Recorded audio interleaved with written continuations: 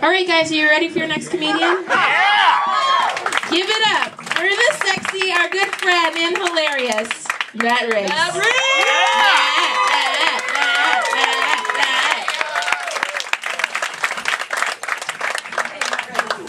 Thank you. We will shower later. Yes. Hey, everybody, how's it going? Julia again. This mic's all right, cool. Speaking of not sucking, how was your Black History Month, everybody? Was it good? Was it good? Excellent, excellent. I learned so much. I'm glad. You're gonna learn more if you shut the fuck up. Excellent. I like to scale my Black History Month. Top being current President Barack Obama. Bottom being 1995 O.J. Simpson. My Black History Month was sort of Diana Ross. Like, it was good but crazy.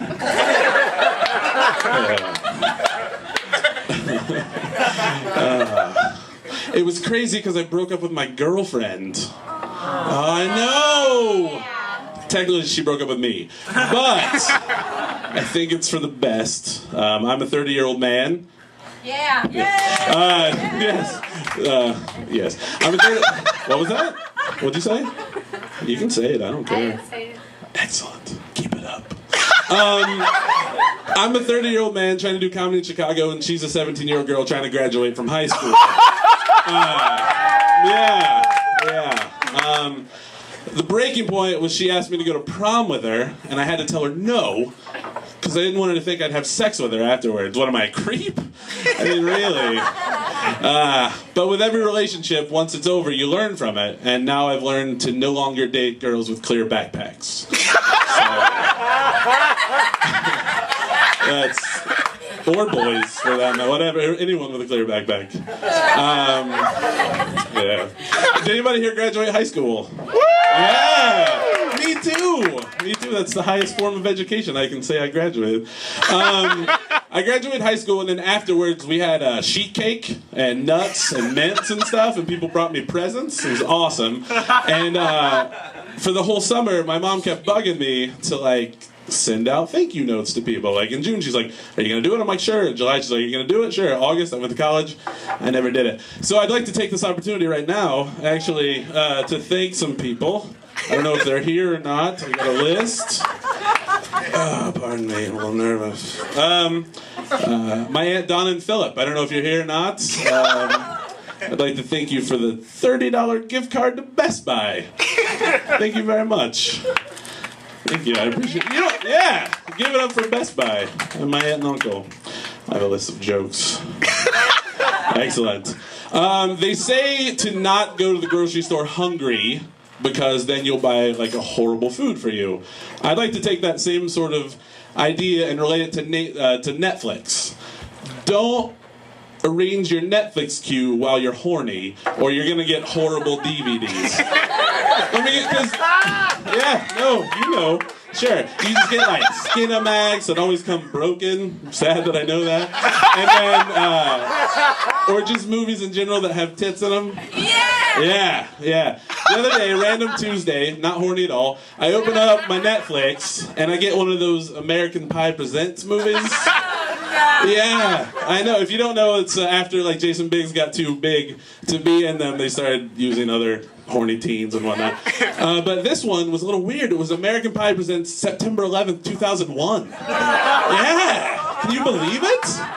It was nuts. Oh, it was about Mahmoud Stifler and a group of friends that were all virgins, so they decided to take down the World Trade Center. They were on United 93, and it turns out the pilot, Eugene Levy. Who knew? So crazy. He's in all. He's in all the movies, that's correct. That's why it was funny. Excellent. I found a dead mouse in my apartment today. Yeah, I live in a basement apartment, but since there's windows halfway up, they call it a garden apartment. And mice get in there, and it's sad, they all die. But I saw the one this morning, and I had this epiphany. I was like, what if that's like the mouse Jesus? Right? Like, what if that's the Jesus of mice? So I've decided to wait 3 days, just in case it comes back to life. Because I don't want to go down in the history of mice as the guy that threw away their savior in a container that used to hold potato salad. And that would just be very sad. Why is it when I'm on the bus and I sit in someone else's urine, I'm the one embarrassed? Doesn't make any sense. Hold on a second.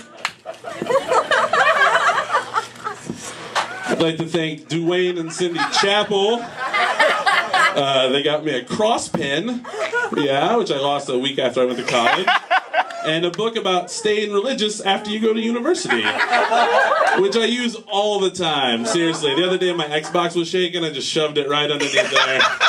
Stop the Xbox from totally shaking. If I'm known as anything, I'm known as an idea man. That's definite. Let's call that a given. Let's put that up in the top corner of our paper, just like we're in chemistry class. Also, I love women's rights. Anybody here love women's rights? Yeah! Give it up for the ladies.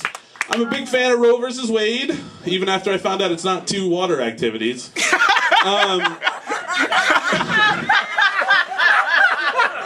So the other day I'm hanging out with my gal pals over at the Wendy's on Addison and Western. We're having Frosties. I go with the one with the M&Ms in it because that's kind of what I wanted.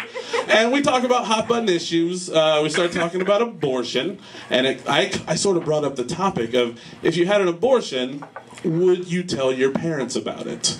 No. No? Okay. Well, thank you for answering my rhetorical question. I appreciate that. The ladies that were not here, that were around the table, they said, well, maybe we tell our mom, because she's a woman and she would understand. But I thought it was kind of sad that they wouldn't tell their father. So me, previously mentioned Idea Man, came up with a perfect way to tell your father that you had an abortion.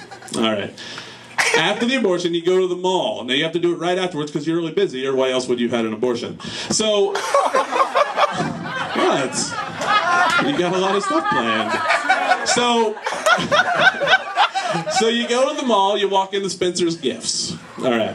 You buy a mug that says "World's Greatest Grandpa" on it, but before you give it to your dad, you scrape off all the letters. Except for the A in the word greatest, and then when you give it to him, he'll be like, why is there an A on this? And then you look at him and you tell him you had an abortion.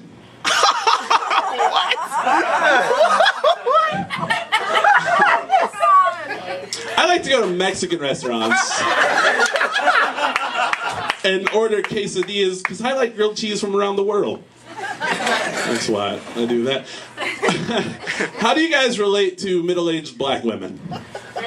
Well, really? Every day.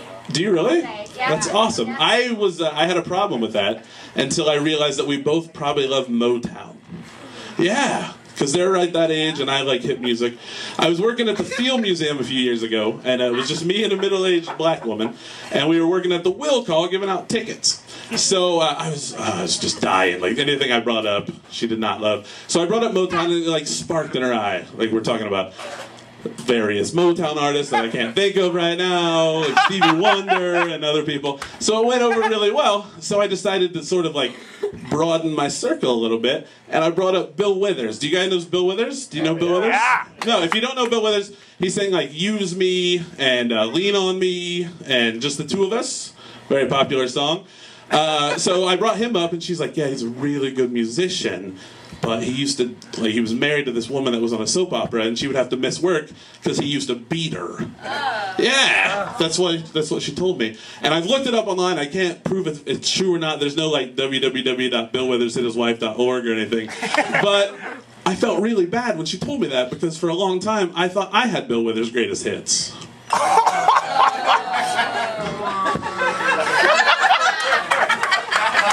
I'm gonna leave you guys on this. Blank paper, by the way. I don't know if you've noticed. The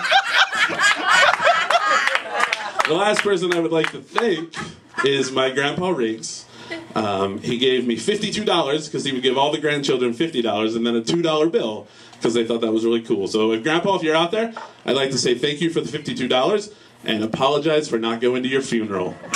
All right, guys, you've been great. Thank you very much.